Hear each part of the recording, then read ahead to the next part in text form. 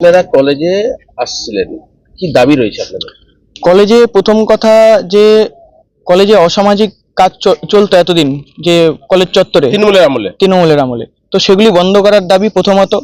দ্বিতীয়ত, যারা দূর থেকে আসে দুস্থ ছাত্রছাত্রী আছে, তাদের মাথায় মাথায় চিন্তা রেখে তো তারা যেন ভালো মতো পড়াশোনা করতে পারে, ফিস কমানোর একটা দাবি আমরা রেখেছি কলেজে, এবং 11 দফা দাবি নিয়ে আমরা আজকে এসেছিলাম। তো টিআইসি স্যার আশ্বস্ত করলো প্রত্যেকটির উপর তিনি বিবেচনা করবেন এবং এগুলি দ্রুত সমাধান করবেন। আমরা দেখলাম কলেজে ছাত্রছাত্রীর সংখ্যা একেবারে নেই, এবং হচ্ছে তারা অধ্যক্ষ শিক্ষকরা রয়েছেন, তারাও হয়তো টাইম মতন আসছেন না, প্রফেসরও আসছে না, কি বলবেন? দীর্ঘদিনের একটা কালচার চলে এসছে যে দেরি করে যাব, তাড়াতাড়ি চলে আসব, এরকম মানসিকতা অনেক দিন ধরেই, বিগত 15 বছর ধরে অনেকের মধ্যে ঢুকে গিয়েছে। এগুলি এখন পরিবর্তন করতে হবে।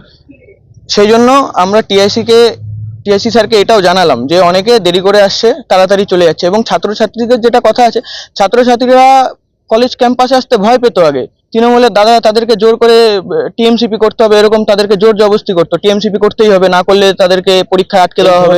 আপনাদের পক্ষে হবে না তো? অন্য কোনো রাজনৈতিক দল যদি করে?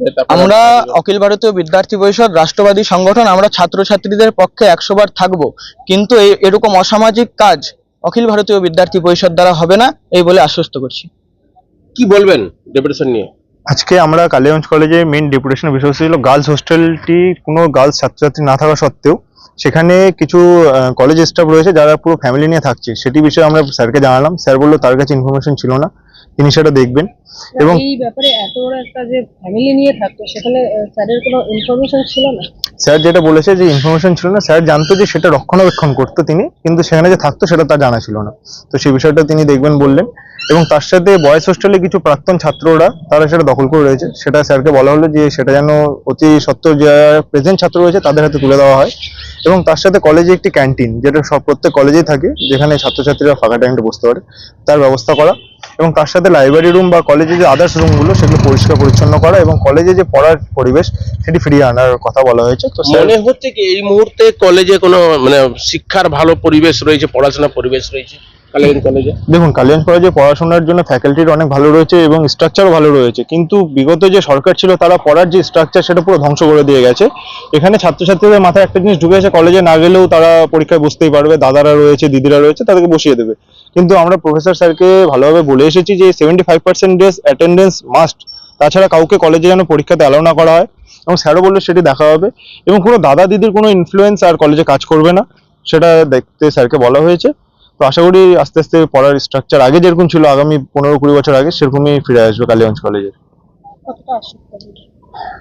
কি বললেন ভারপ্রাপ্ত অধ্যক্ষ, কি বললেন? অধ্যক্ষ স্যার বললেন যে তিনি বললেন পুরো বিষয়টি খতিয়ে দেখবেন, যেহেতু তিনিও প্রপারলি স্ট্রাকচারে বসে নেই, তিনিও ভারপ্রাপ্ত রয়েছে। তো স্যারও বলছে যে তারও কিছু বাধা নিষেধ থাকছে, তো তিনিও মানে নিজের অধিকারে না না স্যার বললো যে তিনি পুরো কাজটা নিজের হাতে ফ্রিলি দেখছে, যেটা ভালো হয় ছাত্রছাত্রী সেটাই করছেন, কিন্তু তারও কিছু বাধা নিষেধ থাকছে যে তিনি পুরোটা একত্রিতভাবে দেখতে পাচ্ছেন, যেহেতু তিনি ভারপ্রাপ্ত।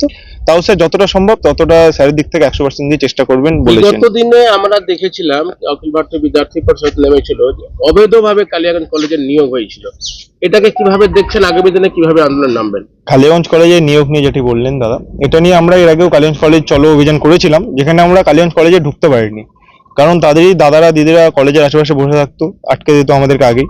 তো সেটি নিয়ে আস্তে আস্তে আশা করি আগামী 6 মাসের মধ্যে যতগুলি বেনিয়ম নিয়োগ হয়েছে তাদের সবাইকে আস্তে আস্তে ছাঁটাই করে দেওয়া, তাদের যে নিয়োগ প্রক্রিয়া পুরোটি যাচাই করার বিষয়বস্তুটি প্রফেসর স্যারকে আমরা বলেছি, এবং তিনি সেটা দেখবেন বলেছি। আমার নাম হরিনারায়ণ দাস, কালিয়াগঞ্জ নগর ইউনিট। আপনার নাম? শুভজিৎ দাস, অখিল ভারতীয় বিদ্যার্থী পরিষদ, জেলা সংযোজক, উত্তর দিনাজপুর। মূল দাবি রয়েছে, দেখতে পাচ্ছি ছাত্রছাত্রীদের সংখ্যা একেবারে কম, মানে আপনি কলেজে একদম তো 75% দাবি করেছেন, তারা কিভাবে দেখছেন? না, এটা তো ইউনিভার্সিটির নিয়মই আছে 75%। এখন ছাত্রছাত্রীদের সুবিধার্থে আমরা কিছুটা রিল্যাক্সেশন রাখতাম, কিন্তু এখন যেহেতু ছাত্রছাত্রীরাই বলছে যে না স্যার আপনারা এটা করুন, তাহলে এটা তো ওয়েল অ্যান্ড গুড। আমরা অলরেডি এর নোটিফিকেশানের আগেই করে দিয়েছি যে 75% অ্যাটেন্ডেন্স রাখতেই হবে, না হলে ওরা পরীক্ষায় বসতে পারবে না। এবং আমাদের পক্ষ থেকে আমরা ফর্ম ফিল আপের সময় ওদের আটকাবো, যদি পর্যাপ্ত অ্যাটেন্ডেন্স না থাকে। স্পেসিফিক গ্রাউন্ড যদি কারোর কিছু থেকে থাকে, মেডিকেল গ্রাউন্ড বা ইত্যাদি, সেটা তখন কনসিডার করা হবে। আর দেখা যাচ্ছে অনেক শিক্ষাকর্মীরা খুব দেরি করে আসছেন কলেজে, এটাও একটা এটা অভিযোগ। আমার নজরে ওরা এনেছে, এখন এটার বিষয়ে আমি দেখব এবং খুব তাড়াতাড়ি এর একটা সলিউশন আমি চলে আসবো আশা করতে পারছি। ধন্যবাদ স্যার। ঠিক, থ্যাংক ইউ।